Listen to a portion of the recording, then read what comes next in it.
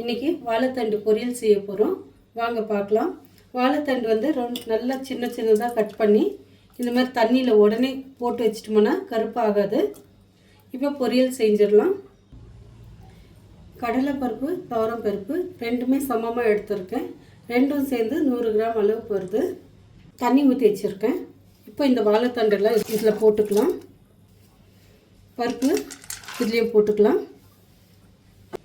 1/4 spoon அளவுக்கு உப்பு போட்டுக்கலாம். மஞ்சள் தூள் வந்து ஒரு 1/4 ஸ்பூன் அளவுக்கு போட்டுக்கலாம். இப்போ நல்லா கொதி வந்துருச்சு. குக்கர் மூடி போட்டு 3 விசிலுக்கு வச்சிடலாம். எண்ணெய் ஒரு 3 ஸ்பூன் அளவுக்கு ஊற்றிக்கலாம். கடுகு ஒரு 1/4 ஸ்பூன் போட்டுக்கலாம். உளுத்தம்பருப்பு, கடலைப்பருப்பு 2 ஸ்பூன்.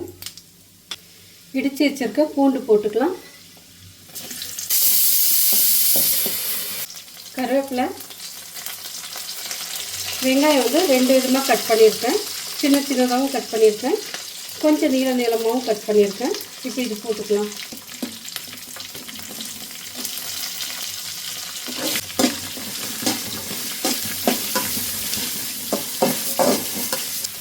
உப்பு வந்து 1/4 ஸ்பூன் போட்டுக்கலாம். ஏற்கனவே காயில் வந்து உப்பு போட்டிருக்கேன்.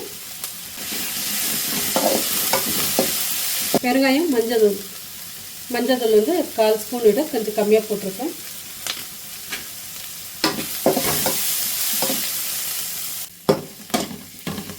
இப்போ வெங்காயம்லாம் நல்லா வதக்கியாச்சு.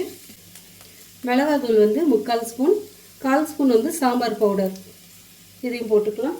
தனியாத்தூள் வந்து 1 ஸ்பூன்.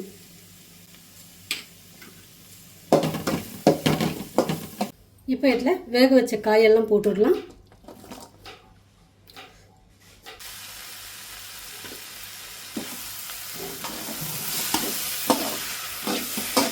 இப்போ இந்த மசாலாவிலேயே எல்லாமே நல்லா கலந்து விட்டுக்கலாங்க.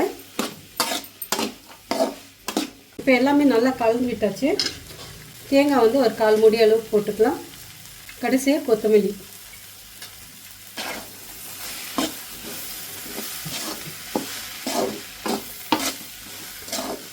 இப்போ வாழைத்தண்டு பொரியல் ரெடி ஆயிடுச்சு.